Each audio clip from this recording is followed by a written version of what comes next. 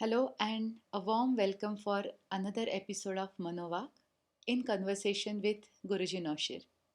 Guruji, this is today's question.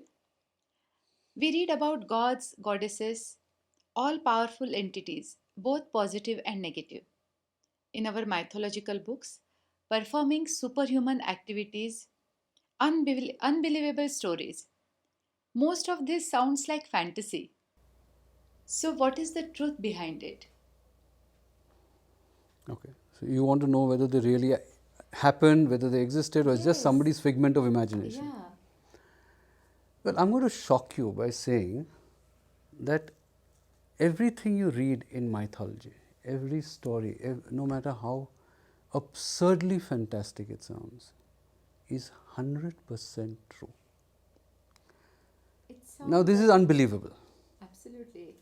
We can't believe that it Yeah. actually happened on planet Earth. On planet Earth. Now, I'll tell you why, because now that I've put my neck out, I'll have to see that you don't chop it off. So, I'll tell you why this happens and why these stories in mythology are 100% true and they've happened. You see, for this, to understand this, you have to understand the cycle of time on Earth. Okay? Now, Earth is in our solar system, where Sun is the, uh, the main star. Our Sun is in the Milky Way galaxy, and this Milky Way galaxy is in a spiral movement. Okay? So, this spiral movement of the Sun along with its planets, it takes 24,000 years to complete one cycle or one circle. So, assuming we start from here at this point, it will take the Sun, the revolution of the Sun, and this is the center of the universe, this is the center of our Milky Way galaxy.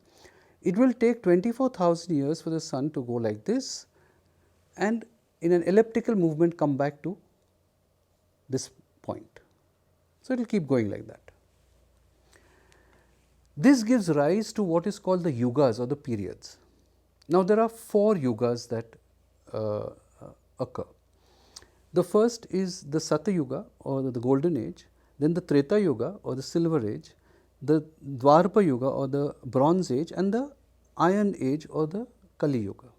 Then again it starts with Kali Yuga, Dwapara, Treta, Sat. So, this forms a cycle and this keeps going on.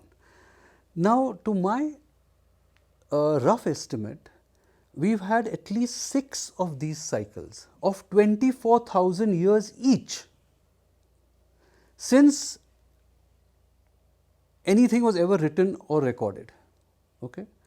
Now, our recorded history goes only back to about 5,000 years, which is today established history, goes back to 5,000 years.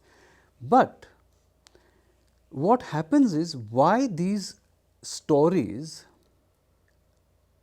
no matter how fantastic they have happened, is because the planet in those 6 cycles of 24,000 years has gone through all these amazing, fantastic situations, which today seem unrealistic, but at that time they were a reality. You see, at that time those high entities, those gods and goddesses actually did come down on the planet. That was a part of the evolution of the planet, where they were required to come down, they were required to use those powers, and they had all these things that you read about, and those situations did take place. Demons and Those demons and those wars and and everything, all those amazing stories that you read about in mythology, they happen. Now, why we think they are fantasy is because they don't fit into our timeline. Our timeline is just a little few 5,000 years. Multiply 24,000 into 6. It could have happened in any of those cycles.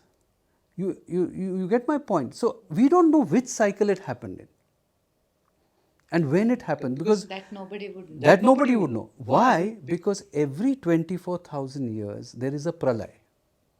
There is a complete dissolution on the earth, and everything that's happened in that one cycle is wiped out. So So that is also true. We have read only of Pralaya in mythology again. Mythology again.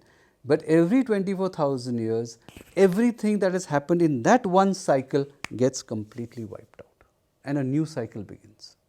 That is why there is no proof of this mythology. So it might have been documented at that time but got wiped away. It got wiped away, and whatever proof there was also got wiped away. But you will say, then how did the mythology come to us?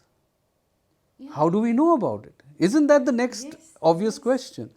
Well, this is the play of time also.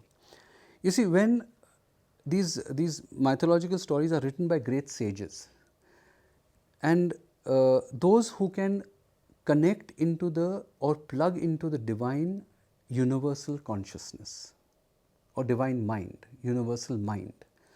Now, when you plug into the divine mind, time loses its significance, meaning you can see everything happening from whatever time period you want to. So, I will give you a little example. Now, see, you take a straight line like this. Okay, this is a straight line. We are here just now. The mythological stories happened at this point of time.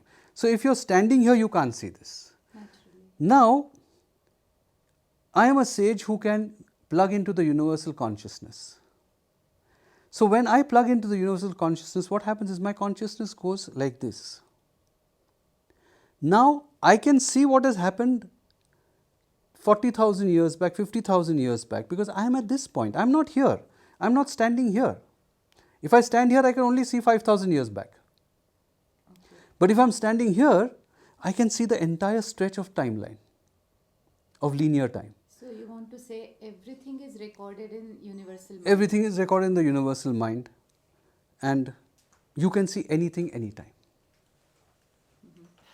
Thank you so much, Guruji. It's always wonderful to talk to you and get some insights. Thank you, friends, for joining us. Hope to see you in the next episode of Manovak.